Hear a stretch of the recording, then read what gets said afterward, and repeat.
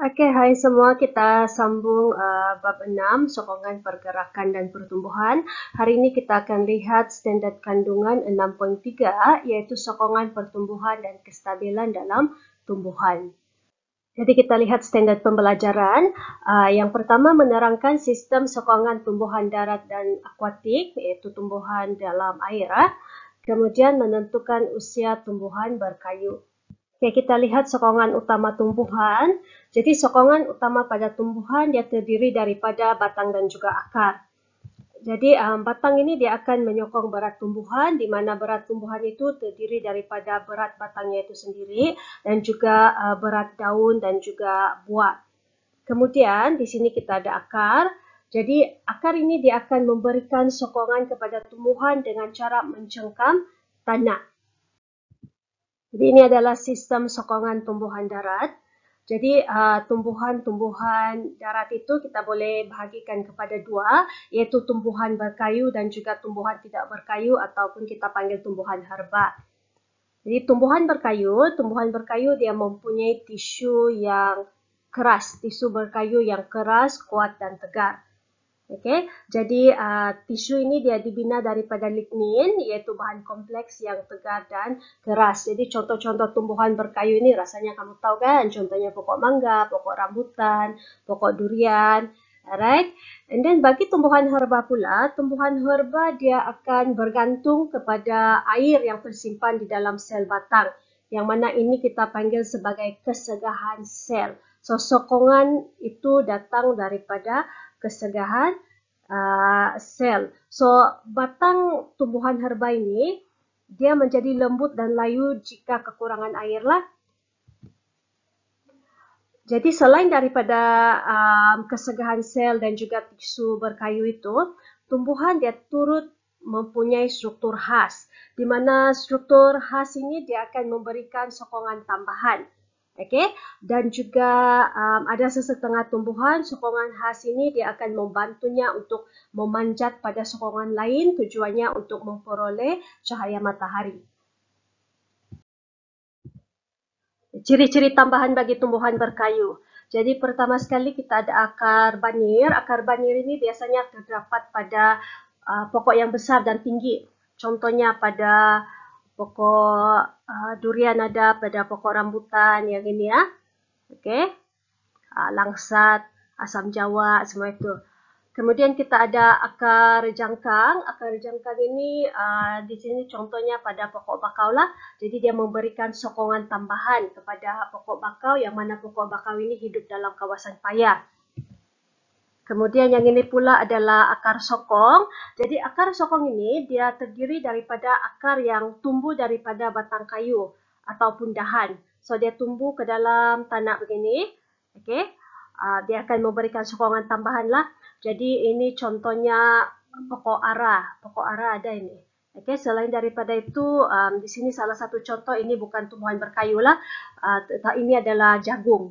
Ini dia punya akar sokong. Okey, so dia keluar daripada batang dia di sini. Keluar dan pergi kepada tanah.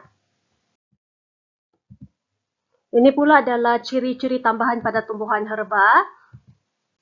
Jadi yang pertama sekali kamu nampak ini. Okey.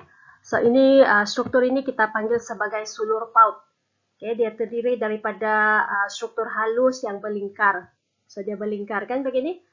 Di mana sulur paut ini dia akan melilit tumbuhan lain ataupun objek. Dia punya tujuan untuk memberikan sokongan lah. Ini biasanya pada tumbuhan seperti timun, periak, labu. Okey. Kemudian di sini pula apa nih? Okey, yang ini ya, nampak ini. Ini kita panggil sebagai akar cengkam. Akar cengkam yang ini, akar cengkam. So akar cengkam ini dia akar yang mencengkam pada tumbuhan atau struktur lain untuk mendapatkan sokongan. Jadi ini contohnya pokok orkid lah, pokok duit-duit ada ini, pokok monstera. Oke, seterusnya kita lihat sistem sokongan tumbuhan akuatik. Yang ini kita merujuk kepada tumbuhan di air yang hidup pada bahagian permukaan. Okey, di permukaan air. Jadi tumbuhan akuatik ini sokongan utama itu datang daripada daya apungan air. Ini contoh teratai dan juga keladi bunting. Jadi teratai dan keladi bunting ini dia mempunyai tisu yang khas, tidak sama macam tumbuhan darat. Di mana kalau kita lihat dia punya keratan rentas, okay, batang dia itu mempunyai tisu erenkima. Ini kita panggil sebagai tisu erenkima, di mana tisu erenkima ini terdiri daripada sel yang berdinding nipis dan membentuk ruang-ruang udara. Ada ruang udara di sini ya. Okay. Selain daripada itu, ada juga tumbuhan yang mempunyai batang yang berongga. So bila berongga, yang inilah dia bukan padat kan?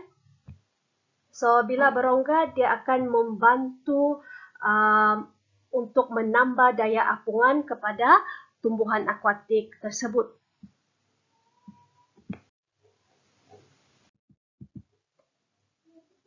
Okay. Kemudian menentukan usia tumbuhan yang berkayu. Bagaimana kita mau tentukan usia dia? Jadi dia terdiri daripada dua kaedah, dua cara. Cara yang pertama itu kita kena tebang. Kena tebang pokok lah untuk tentukan dia punya umur. Jadi pokok yang kita ingin tentukan usia itu kita akan tebang dan kita lihat dia punya keratan rentas batangnya itu. Pada batangnya itu kita akan dapati ada gelang-gelang seperti ini. Okey, jadi pengiraan gelang ini dia akan menentukan usia tumbuhan tersebut, pokok tersebut, iaitu satu gelang ini mewakili 1 tahun. Kamu nampak gelang yang gelap ini? 1, 2, 3, 4, 5, begitu dan seterusnya. Cuma kelemahan dia, sudah kamu tentukan umur, sudah ditebanglah pokok itu, kan? Okey, itu salah satu kelemahan dia lah. Once tebang, memang matilah sudah pokok itu kan? Okey, jadi kita ada cara yang kedua. Cara yang kedua menentukan usia tumbuhan berkayu. Tidak perlu tebang. Okay. Sebaliknya kita ada gerudi khas. Jadi gerudi itu kita akan tebuk ke dalam batang pokok sehingga 75%. Artinya melintasi garis tengah pokok 75%. Okay, limpas separuh kita akan gerudi. Kemudian mata gerudi itu kita akan keluarkan, kita akan dapat sampel di dalam. Jadi sampel ini kamu boleh lihat kan gelang-gelang itu. So kita akan kira berapa gelang dia. Jadi kebaikan cara yang kedua ini kita tidak perlu tebang pokok lah. Selamatlah pokok itu kan. Kita tahu usia dia dan kita tidak perlu tebang. Okey. Ini yang cara yang kedua. Okay. Itu saja untuk hari ini, sedikit saja. Thank you very much you guys. Stay safe. Bye.